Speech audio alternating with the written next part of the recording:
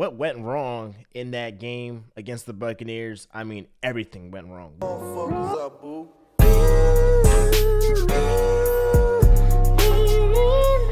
So I've been able to, just sleep on this game, think about, what went wrong, right? And I'll be honest, the reason why I was so upset yesterday is because what went wrong in that game against the Buccaneers, I mean, everything went wrong. We lost in every facet of the game, whether it was offense, whether it was defense, whether it was special teams, whether it was penalties, turnovers. We just flat out lost the freaking game. And when you really look at it, the Buccaneers did not have that good of a game, right? Our defense was getting 3 and outs. We was getting pressure on Tom Brady. We had 4 sacks. Tom Brady never gets sacked, bro. So it was like we were getting pressure on this guy, but we just weren't able to convert. We weren't able to make up for our chances, right? We just had to convert, and we did not do that. And against teams like the Buccaneers with the GOAT Tom Brady,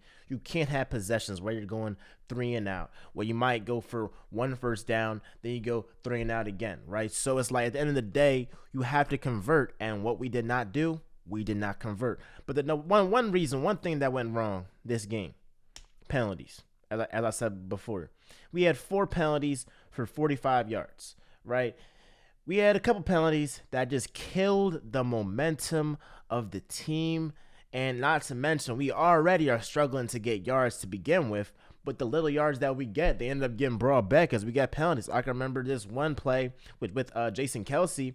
Now, personally, I did not think that it was a holding call. It was a holding penalty. But it was. And that got us pushed back after Dallas Goedert, went on to, have a pretty big play, and they ended up getting pushed back. Another play with Jason Kelsey, he was holding again. That brought us back again.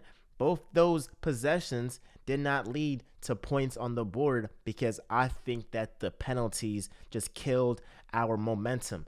The first penalty of the game happened with Derek Barnett when he had a roughing the passer penalty on Tom Brady. And I believe on that same possession, the Buccaneers went on to score, right? So we had to clean up the penalties, which we did not do. And that is one reason why we lost this game. Number 2, the turnovers. We are already the more inferior team, way inferior to the Buccaneers, who are the reigning Super Bowl champs, right? We have to eliminate all the mistakes, but we had 3 turnovers compared to the Buccaneers that had 0 turnovers. That is unacceptable, right? And the Buccaneers, like I said before, they didn't even play that good of a game. If you really think about it, they only scored 31 points. Now you're saying like 31 points is a lot. It is a lot, but for how the game was going, if you watched it from the start to the finish, our defense was getting some stops, right? We just were not converting, right? They were getting pressure on Tom Brady. They sacked him 4 times. They were getting pressure on the guy. They were making him uncomfortable, but we were just not able to convert. And with the turnovers, 2 of the 3 turnovers turned into points for the Buccaneers. The one turnover with Jalen Reagor. This guy, we're going to talk about him a little bit later, but he fumbled that punt or whatever, and that led to a Gronk touchdown. Jalen Hurts threw an interception to Shaq Barrett, intended for Devontae Smith. Now, Shaq Barrett made a hellacious play, tipped it up, caught it. I mean, this guy is just from another world. But nonetheless, he intercepted the ball, and that led to a Mike Evans touchdown later on. So out of the Buccaneers, 31 points, 14 of them came from us, came from our wrongdoings, right? So if we eliminated that, we might have had a chance to at least make it competitive, at least make it like a game, at least have people on the edge of their seats. But the turnovers ended up setting us back, and again, the Buccaneers took care of the football, and that's what good teams do. Number 3. Our offense got off to a slow start, and we cannot let that happen against the Buccaneers. Look, we can get off to a slow start against the Giants, against Washington, against the Jets, against the Saints, against all these teams later on in the regular season that we were playing against. But against the Buccaneers, you cannot go 3 quarters and have zero freaking points. I'm telling you, like, we should be glad we only lost by 16 points. We should be glad that the Buccaneers did not put 50 on us, because honestly, they did not have a really good game for their standards, right? They're going to look back at this and be like, hey, we did not do a lot of things right. I mean, the Eagles kind of just hurt themselves, and we just capitalized off it. But we did not do that many things right in this game, and ultimately, that's what hurt us, right? Stop just having a slow start hurt us, bro. It hurt us, right? And this offense is not built currently to come back from a double-digit deficit. We cannot, right? And this forced Jalen Hurts to pass the ball 43 times, and he was less than 50% completion percentage in this game. So it showed that, Hurts has a lot of work to do when it comes to his pocket, or when it comes to his accuracy from the pocket, his pocket awareness. Now, I believe that will, come over time. He'll get better over time. But, this game, his accuracy, he was missing throws to Quez Watkins. He was missing throws to Dallas Goedert. Devontae Smith was wide open multiple occasions. I mean, on that second interception, Cuz was wide open. He threw it too late. Interception, right? That's the end of the game. At the end of the day, our offense started too slow, and we were not able to come back from it. Even though we scored 15 points in the fourth quarter, it was too late. And again, our running attack, it was non-existent. I mean, for the majority of the regular season, I mean, we were the best rushing attack in the NFL. We averaged 170 yards per game. What? 170? In this game, we didn't even get 100 yards, bro. So it was like guys like Boston Scott only had 1 carry. Miles Sanders only had 7 carries. Gainwell only had 1 carry. At the end of the day, our rushing attack is what got us here, and we were just not able to capitalize and really utilize our rushing attack because we were playing from behind. Another reason that we lost this game is that we don't have defensive talent. We don't have, I mean, look, we're going to have Darius Slay going from, other side of the field. I mean, he can't guard everybody. So I'm looking for this offseason that we can get at least one ball hawk safety. I'm looking for a guy like Kyle Hamilton. I mean, hey, it's going to be a long shot because he's not leaving the top 10. So the Eagles are going to have to, probably use their assets to try and trade up and get him.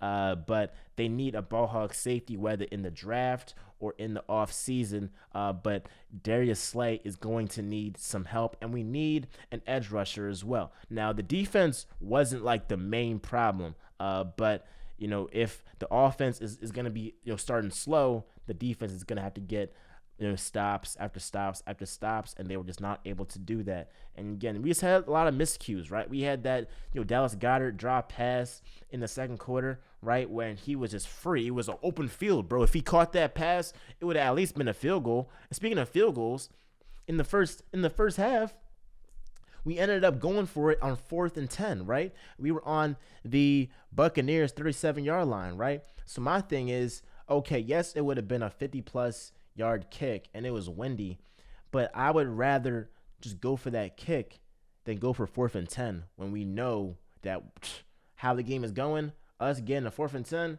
is highly unlikely. So again, I feel like Nick Sirianni just got flatly out-coached. That whole entire Eagles coaching staff got out-coached. I mean, guys like Todd Bowles and Byron Leftwich, they should be getting jobs in the NFL next season because they just flat-out out-coached us. I mean, every facet of the game, we lost. And Jalen Reagor, I mean, dude, you went from your first season last year, your rookie season, it was bad. I thought, coming into next season, you would have the second year leap, right? You regressed. You regressed.